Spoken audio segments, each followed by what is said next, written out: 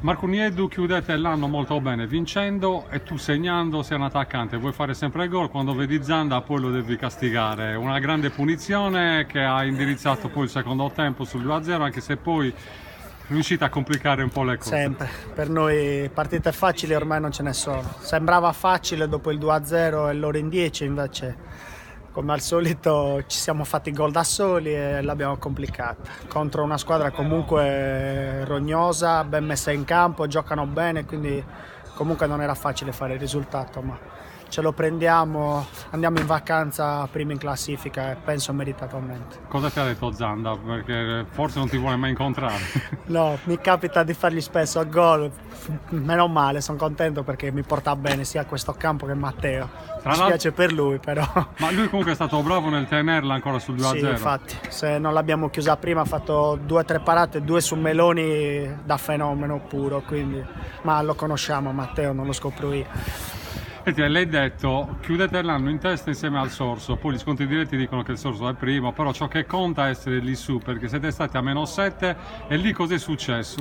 Lì ci siamo dati una sveglia, perché ogni volta dobbiamo prendere lo schiaffone, e forse è stato un bene prendere lo schiaffone e andare a -7, perché ci siamo resi conto che dovevamo entrare in carreggiate, se iniziare a guadagnare punti, anche la Nuorese è iniziata a perderli, è andata bene, meritiamo di stare lì. Adesso c'è tutto il girone di ritorno, è lunga ancora, quindi ci sono tanti scontri diretti, partite facili non ce ne sono, e si è dimostrato oggi e l'ha dimostrato la Nuorese a Stintino pareggiando, quindi...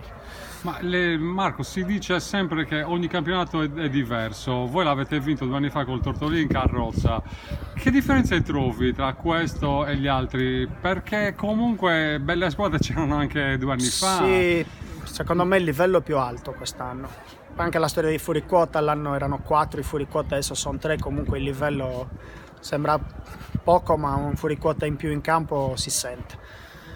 Ci sono tante squadre, non partite facili, sì, basta vedere anche Manusa, no? Sì, primo anno. Noi lo sapevamo anche perché all'andata ci avevano messo in difficoltà, avevamo vinto forse neanche meritando a 5 minuti alla fine con un rigore.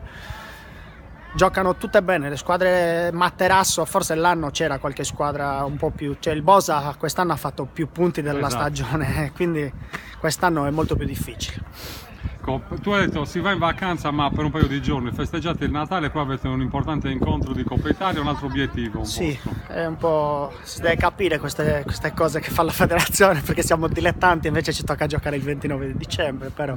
4 volte al mercoledì avete Esatto, però lasciamo stare queste polemiche, non servono a niente, ci alleneremo il 27, il 28, quando ci dirà il mister ci buttiamo anche sulla Coppa Italia perché è un nostro obiettivo anche quello. San Mazzi è una bella squadra. Esatto, il San Mazzi si è rinforzato, ci hanno già messo in difficoltà anche in campionato, quindi non sarà facile, però vogliamo arrivare fino in fondo anche lì. Marco, nel 2019 che farà il Muravena? Speriamo che vinca tutte le partite, vinca il campionato, però dobbiamo continuare così, adesso stiamo andando bene, dobbiamo migliorare su queste situazioni perché quando passiamo in vantaggio sembra che le partite siano finite, invece riusciamo a riaprirle noi e dobbiamo migliorare su questo, ma siamo un buon gruppo e quindi penso che riusciremo a limare anche questi difetti. Grazie Marco, complimenti per il gol, sei sempre un Grazie cecchino, complimenti per la classifica, auguri per le feste di Natale, ti Grazie rivedremo mille. in campo per la Coppa Italia e poi il prossimo anno in campionato nuovamente. Grazie mille, auguroni anche a voi. Un altro girone in apnea. Speriamo bene. Grazie Marco. Grazie.